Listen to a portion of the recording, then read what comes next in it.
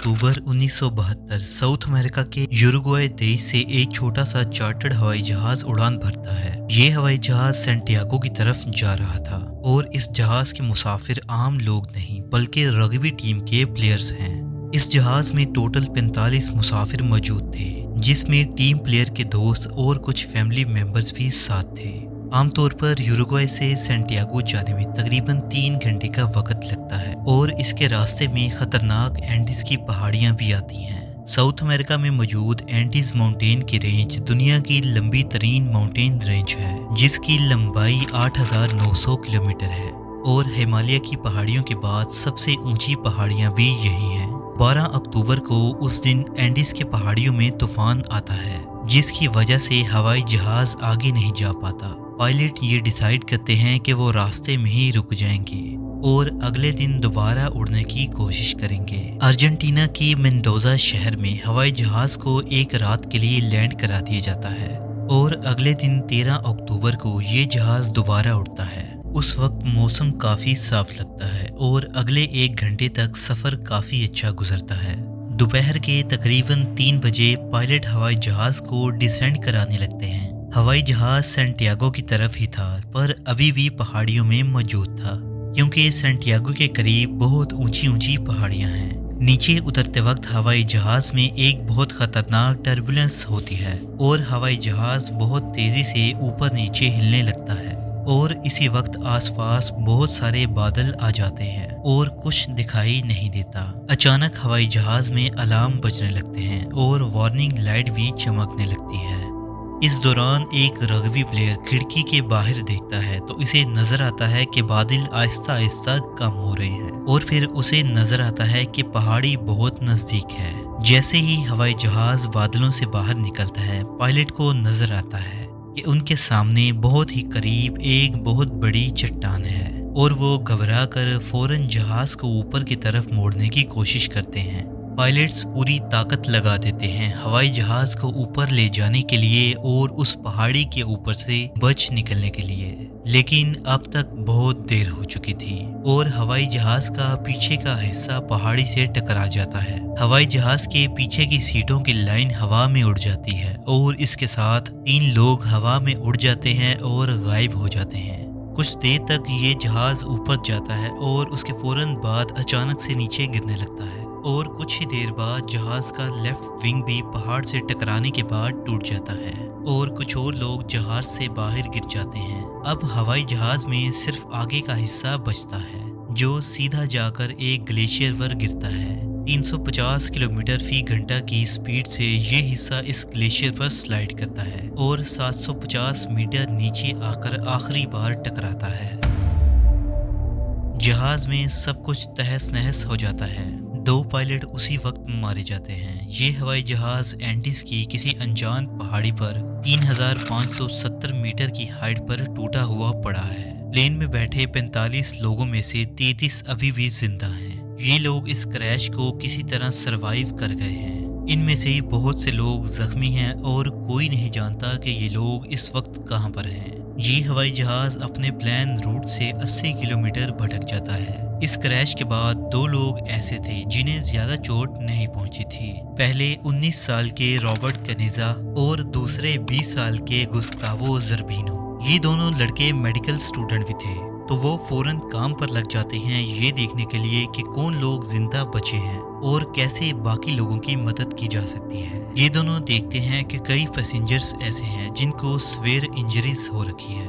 इनमें से एक पैसेंजर है 23 साल का फर्नांडो पेराडो, जो स्कल फ्रैक्चर की वजह से अब कोमा में है। वो 2 मेडिकल स्टूडेंट अपनी पूरी कोशिश करते हैं बाकी लोगों की मदद करने की। दूसरी तरफ इस प्लेन के गायब होने के 1 घंटे के अंदर ही Chilean air and rescue services को नोटिफिकेशन पहुंच जाता है। 4 हवाई जहाज तैनात किए जाते हैं सर्वाइवर्स को सर्च करने के लिए। शाम से लेकर रात तक ये क्रैश साइट को ढूंढने की कोशिश करते रहते हैं, लेकिन इन्हें कुछ नहीं मिल पाता। वो हवाई जहाज सफेद कलर का था और एक ऐसी जगह पर क्रैश किया था जहां चारों तरफ वाइट स्नो और आइस मौजूद थी। बर्फीली पहाड़ियों में उसे ढूंढ पाना बहुत मुश्किल काम था। 13 अक्टूबर की रात बचे हुए मुसाफिर बहुत पुरउम्मीद थे कि अगले दिन उन्हें कोई ना कोई तो ज़रूर ढूंढ ही लेगा, लेकिन उस रात 5 जख्मी मुसाफिर सरवाइव नहीं कर पाते, जबकि अब 33 मुसाफिरों में से 28 मुसाफिर ही जिंदा बचते हैं। बाकी जिंदा बचे हुए लोगों ने उस जहाज की बॉडी को शेल्टर के तौर पर इस्तेमाल किया। लगेज का सामान, सीटें और बर्फ का इस्तेमाल करके जहाज के पीछे के हिस्से को बंद करने के लिए इस्तेमाल किया ताकि अंदर ये गर्म रह सके। अगले दिन 14 अक्टूबर को अर्जेंटीना, चिली और यूरुग्वे से 11 अलग अलग हवाई जहाज सर्च ऑपरेशन में लगते हैं। उन्होंने जो सर्च एरिया चूज किया था वो सही था। उसी सर्च एरिया में स्क्रैच साइट की लोकेशन भी मौजूद थी, लेकिन फिर भी वो स्क्रैच साइट को ढूंढ नहीं पाते। बचे हुए लोग लिपस्टिक का इस्तेमाल करते हैं जहाज की छत पर SOS लिखने के लिए। वो अभी S लिखना शुरू करते हैं तो जल्द ही लिपस्टिक खत्म हो जाती है और फिर वो बर्फ में सूटकेस का इस्तेमाल करके एक बड़ा सा क्रॉस बना देते हैं ताकि सर्च एयरक्राफ्ट उन्हें देख सकें, लेकिन ये तरीका भी काम नहीं करता। उस दिन उन्हें अपने ऊपर से 3 हवाई जहाज उड़ते हुए नजर आते हैं। ये लोग चिल्लाकर और अपने हाथ हिलाकर अपनी पूरी कोशिश करते हैं कि वो हवाई जहाज इन्हें नोटिस कर लें, लेकिन वो कर नहीं पाते और एक और दिन इसी तरह गुजर जाता है।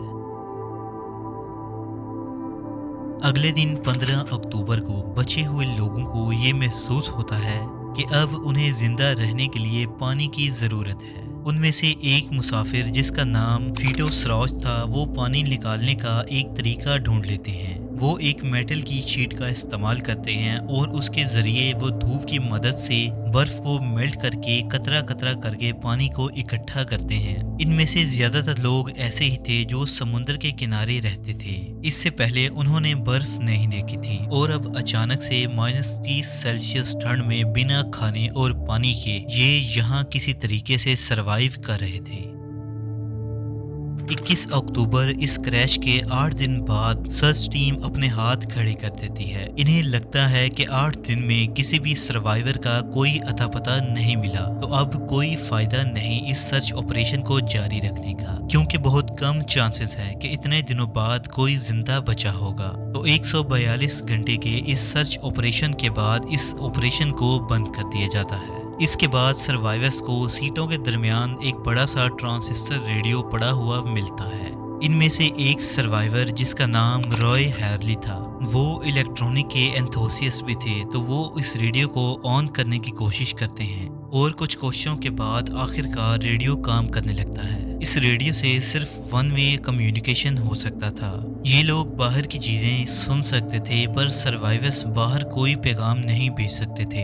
ये लोग क्रैश के 11 दिन के बाद रेडियो ऑन करते हैं और तब इन्हें पता चलता है कि सर्च ऑपरेशन बंद किया जा चुका है। इन लोगों का दिल पूरी तरह से बैठ जाता है। कुछ लोग रोने लगते हैं और कुछ लोग दुआएं मांगने लगते हैं।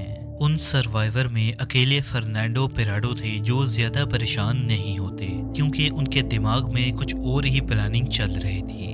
11वें दिन अब सर्वाइवर्स के पास खाना खत्म हो गया था। 3800 मीटर की इस हाइट पर यहाँ कोई दरख्त पौधे नहीं थे और ना ही कोई जानवर थे जिन्हें मारकर खाया जा सके।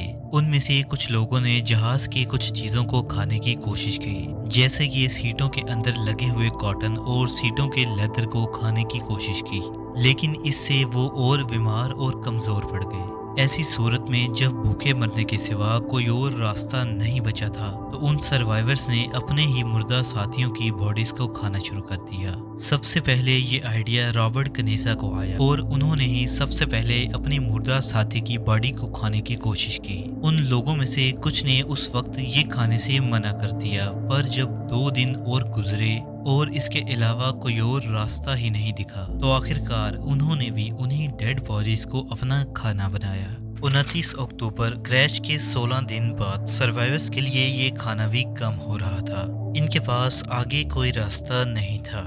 कोई नहीं जानता था कि आगे क्या किया जाए। उस रात उन्हें एक गरजती हुई आवाज सुनाई देती है। उन्हें ये पता चलता है कि अचानक से पहाड़ों से बर्फ गिरना शुरू हो जाती है और इस जहाज के टुकड़े में पूरी तरह से बर्फ भर जाती है। 6 लोग उस बर्फ में सांस की कमी की वजह से मारे जाते हैं और इनमें से अब सिर्फ 19 लोग बाकी बचते हैं।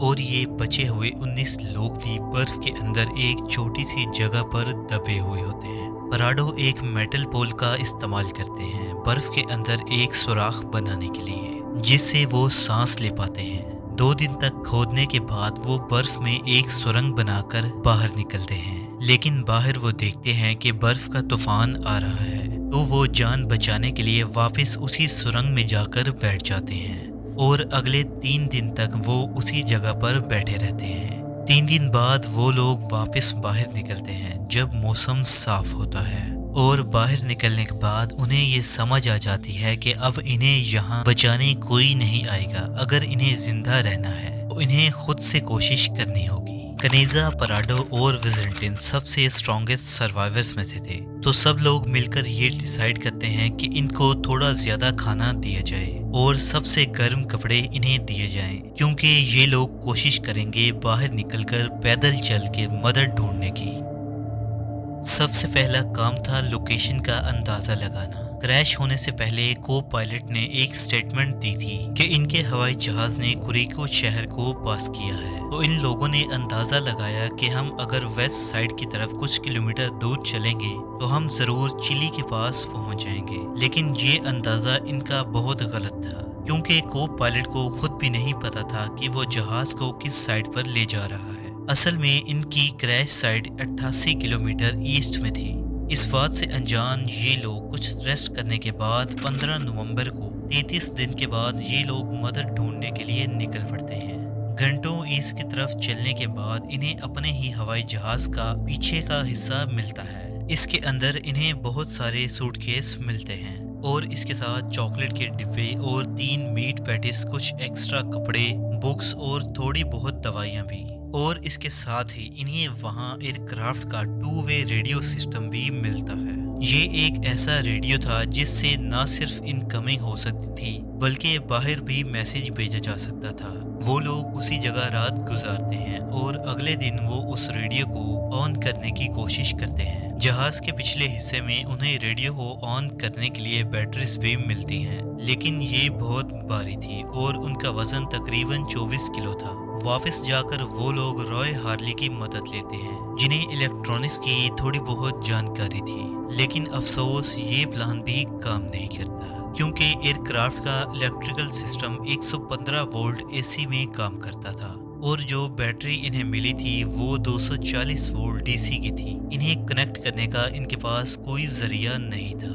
कुछ दिन तक ये पूरी कोशिश करते हैं इस रेडियो को चलाने की, लेकिन जल्द ही इनको ये अंदाजा हो जाता है कि कोई और रास्ता नहीं है। अगर जिंदा बचना है तो वेस्ट की तरफ चलते रहना शुरू करना पड़ेगा। 11 दिसंबर क्रैश के 59 दिन बाद एक बर्फ का तूफान आता है, जिसमें 3 और लोग मारे जाते हैं और अब सिर्फ 16 लोग बचते हैं। वेस्ट की तरफ पहाड़ों पर चढ़ने के लिए उन्हें रात में सोने का कोई तरीका चाहिए था। उनमें से एक 18 साल का लड़का था जिसका नाम कार्लोस मिगुएल था। उसे याद था कि उसकी माँ ने उसे सुई से कपड़े को सीना सिखाया था और वो अपने साथ अपनी नीडल्स की किट साथ लेकर चला था। उसका आइडिया ये था कि अलग अलग कपड़ों को हम साथ में स्टिच कर दें और एक बड़ा सा स्लीपिंग बैग बना दें। अगले दिन 12 दिसंबर को 2 महीने पूरे हो जाते हैं क्रैश को, और वो तीनों आदमी जिनमें कनेजा, पराडो, विजेंटिन थे, निकल पड़ते हैं बगैर किसी मदद के ग्लेशियर पर चढ़ने के लिए।